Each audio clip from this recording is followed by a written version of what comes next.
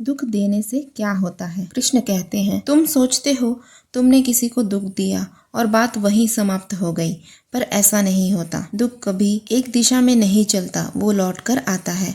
कृष्ण कहते हैं, जब तुम किसी को दुख देते हो तो सबसे पहले तुम अपने ही मन की शांति खो देते हो। बाहर से तुम जीतते दिखते हो, पर भीतर से तुम हार जाते हो। तुम पूछते हो दुख देने से क्या होता है?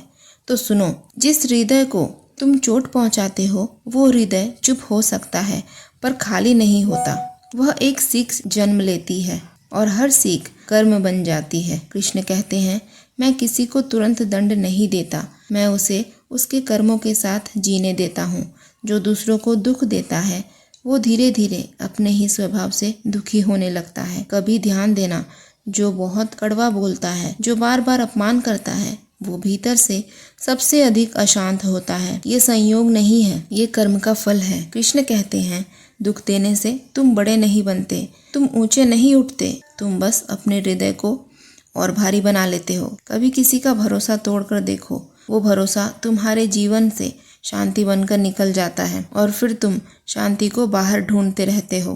कृष्ण कहते हैं, जो तुम्हें सच्चा प्रेम करता है उसे दिया गया दुख साधारण दुख नहीं होता, वो तुम्हारे जीवन में सबसे गहरी परीक्षा बन जाता है। तुम किसी को रुलाकर आगे बढ़ सकते हो, पर सुखी नहीं रह सकते, क्योंकि सुख का रास्ता कभी किसी के आंसुओं से होकर नहीं जाता। कृष्ण कहते हैं, यदि तुम्हारे शब्द किसी को तोड़ सकते हैं तो वही शब्द किसी को जोड़ भी सकते हैं। चुनाव तुम्हारा है। और अंत में कृष्ण कहते हैं, दुख देने से कुछ नहीं मिलता सिवाय एक खाली मन के, पर जब तुम किसी का दुख कम करते हो तो वही कर्म तुम्हारे जीवन में शांति बनकर लौटता है। राधे राधे।